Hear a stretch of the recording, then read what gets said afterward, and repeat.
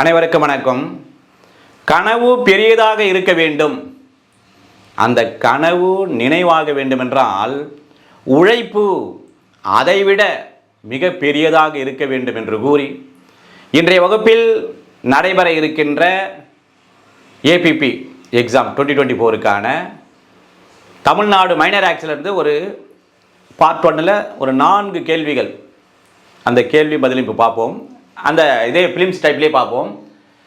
பார்த்தீங்கன்னா கொஸ்டின் 1 என்னவென்றால், who are all Medicare service person according to Tamil Nadu Medicare service persons and Medicare Service Institution Act 2008. அது யாரெல்லாம் இந்த தமிழ்நாடு அந்த மருத்துவ பாதுகாப்பு சட்டத்தின்படி, அதாவது 2018 படி அல்லது அந்த இன்ஸ்டியூஷன் படி அந்த மெடிக்கேர் பர்சன் என்று அழைக்கப்படுவார்கள். இதுதான் கேள்வி என்று சொன்னால், இங்கே எங்க செக்ஷன் 2 சப்செக்ஷன் 2ல டிஃபைன் பண்ணியிருப்பாங்க. அந்த டிஃபைனிங்லாம் சொல்லியிருப்பாங்க. வழக்கம் போல என்ன பண்ண, 5 ஆப்ஷன் கொடுத்துருக்கிறேன் இப்போ நான். ஏனென்றால் கேள்வியை முடிச்சுட்டு பதிலை சொல்லி முடிச்ச அப்புறம் தெரியும் ஏன்னா. இப்போ பாருங்க, யாரெல்லாம் முதல்ல வந்து ஏல வந்து ரிஜிஸ்டர்ட் மெடிக்கல் பிராக்டிஷனர், பதிவு செய்யப்பட்ட மருத்துவர் அவர்கள். பியில் என்ன, ரிஜிஸ்டர்ட் நர்ஸ், நர்ஸ்னா எல்லாம் நர்ஸ் பதிவு செய்யப்பட்டது இருக்காங்கல்ல, இவர்கள் பதிவு செய்யப்பட்ட அந்த செவிலியர்கள். சியில் என்ன, மெடிக்கல் ஸ்டூடெண்ட், மருத்துவ அந்த படிப்பு படிக்கின்ற மாணவர்கள். இப்போ நர்சிங் ஸ்டூடெண்ட், இந்த பணிக்காக நர்சிங் அதாவது செவிலியர் அந்த படிப்பு படிக்கின்ற மாணவியர். அடுத்து பேராமெடிக்கல் ஒர்க்கர்ஸ்.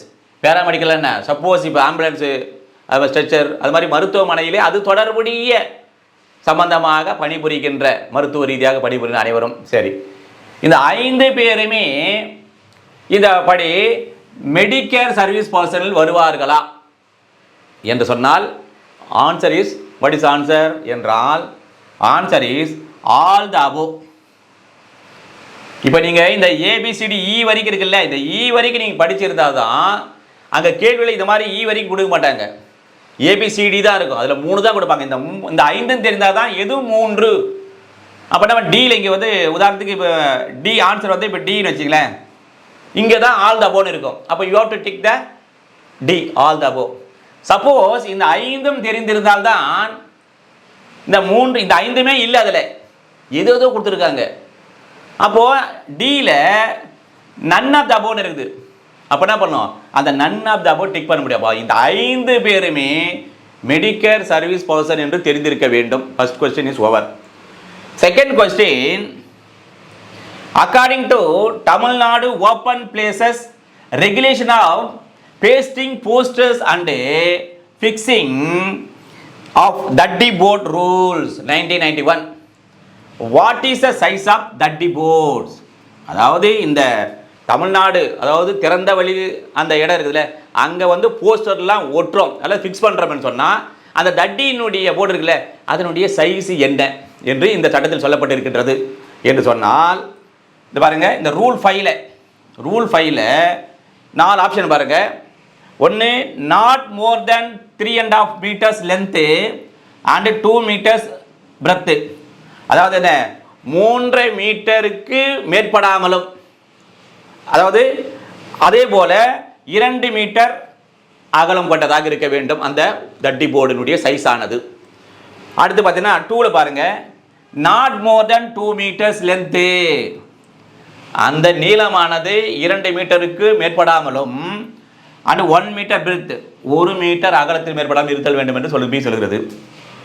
இப்போ 3ல் பார்த்தீங்கன்னா போத் ஏ அண்ட் பி, இது 2மே சரிதான் என்று ஆன்சர் கொடுக்கப்பட்டிருக்கின்றது. அப்புறம் பார்த்தீங்கன்னா 4ல் none of the above. Sir இது எதுவுமே ஆன்சர் இல்லை, எல்லாமே தப்பு அப்படின்னு கொடுத்துருக்காங்க. What is the right answer or what is the correct answer, இது சரியான விடை என்று சொன்னால் ஆன்சர் இஸ் 1. இதுதான் அந்த தட்டியினுடைய சைஸ் என்ன இருக்க வேண்டும், அதாவது 3 மீட்டர் இதில் அதனுடைய நீளத்திற்கு அதிகம் இல்லாமலும், அதே போன்று 2 மீட்டர் அகலத்திற்கு மேல் இல்லாமலும் இருத்தல் வேண்டும். சரி, அடுத்து தேர்டுக்கு வாங்க.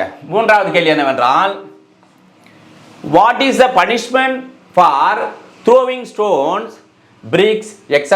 upon persons traveling in motor vehicles under Tamil Nadu Property Prevention of Damage and Loss Act 1992. அதாவது TNPPDL Act 1992 சொல்லலாம். சரி, இப்போ செக்ஷன் 5 ஞாபகம் வச்சுங்க. அதாவது எந்த பிரிவின்படி இல்லை எதன்படி எத்தனை ஆண்டுகள், இப்போ பாருங்க இந்த பஸ் இருக்கு, அந்த கேள்விக்கானது படத்தோட பார்த்துருவோம். அப்படியே இந்த பஸ் இருக்குது, உதாரணத்துக்கு மோட்டார் வெஹிக்கிள் பஸ் இருக்குது, அதில் என்ன பர்சன்ஸ் இருக்காங்க, அவங்க ட்ராவல் பண்ணுறாங்க, அதான் முக்கியம். பர்சன்ஸு ட்ராவல் பண்ணுகின்ற அந்த மோட்டார் வெஹிக்கிள் மீது இவன் என்ன பண்ணுறாரு, கல்லை தூக்கி அடிக்கிறான், அல்லது அந்த ஸ்டோன்ஸு இல்லைன்னா பிரிக்ஸு அதை அடிக்கின்ற போது இப்போ டேமேஜ் லாஸ் ஆகுறது. அப்படி என்றால் இவனுக்கான தண்டனை என்ன, எந்த சட்டத்தில் எந்த பிரிவில் சொல்லப்பட்டிருக்குது என்று சொன்னால் பாருங்க, ஏ shall not be less than 6 months but may extend to 5 years and with fine. அது 6 மாதத்திற்கு குறைவில்லாத சிறை தண்டனையும் 5 ஆண்டுகள் வரை நீடிக்கக்கூடிய சிறை தண்டனையும் மற்றும் அத்துடன் கண்டிப்பாக அபராதம். இது ஏ, இது கரெக்டா? பி பாருங்க, shall not be less than 1 year but may extend to 5 years or fine. ஓராண்டுக்கு குறைவில்லாத சிறை தண்டனையும் அதாவது ஆனால் 5 ஆண்டு காலம் வரை நீடிக்கக்கூடிய சிறை தண்டனையும் அல்லது அபராதம். இது கரெக்டா?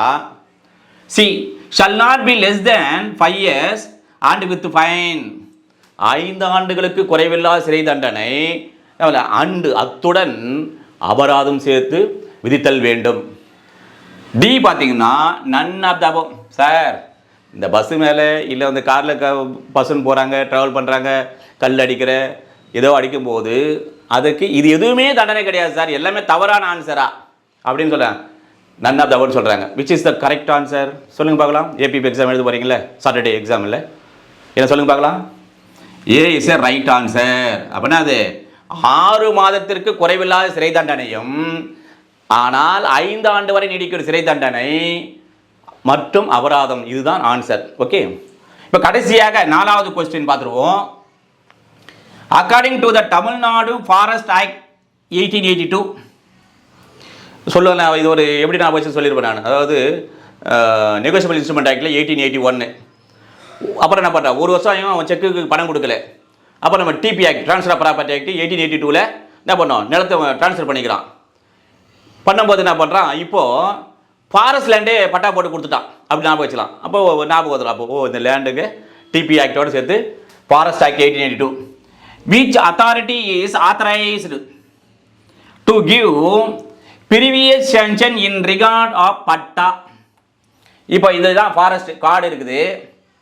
இந்த காட்டில் இங்கே ஒரு இடம் இருக்குதுன்னு வச்சுக்க, அந்த இடத்தை பட்டா போட்டு தருவதற்கு இந்த மாதிரி வன சட்டம் 1882 படி பட்டா போட்டு தருவதற்கு முன் அனுமதியினை அது யாருக்கு அதிகாரம் இருக்கின்றது என்று சொன்னால் இந்த சட்டத்தின்படி இப்போ ஆப்ஷன் பாருங்க, மாவட்ட கலெக்டர் ஏவில் மாவட்ட ஆட்சியர் அந்த ப்ரீவியஸ் சாங்ஷனை கொடுக்கலாம், முன் அனுமதி கொடுக்கலாம். பியில் போர்ட் ஆஃப் ரெவென்யூ அந்த வருவாய் வாரியம். சரி, சியில் என்ன, ஃபாரஸ்ட் செட்டில்மெண்ட் ஆஃபீஸர் அந்த வனத்துறையினுடைய அந்த செட்டில்மெண்ட் அலுவலர். ஆல் த அபோவ் இல்லை சார், இந்த 3 பேரில் எல்லாமே கொடுக்கலாம் சார், யாருனாலும் கொடுக்கலாம் சார், இதுதான் ஆன்சரா? What is the correct answer? என்ன ஆன்சரு என்றால் answer is board of revenue. யார் கொடுக்கலாம்? இந்த பியின் படி அந்த வருவாய் வாரியத்தினுடைய அவர்கள் கொடுக்கலாம் என்று சொல்கின்றது.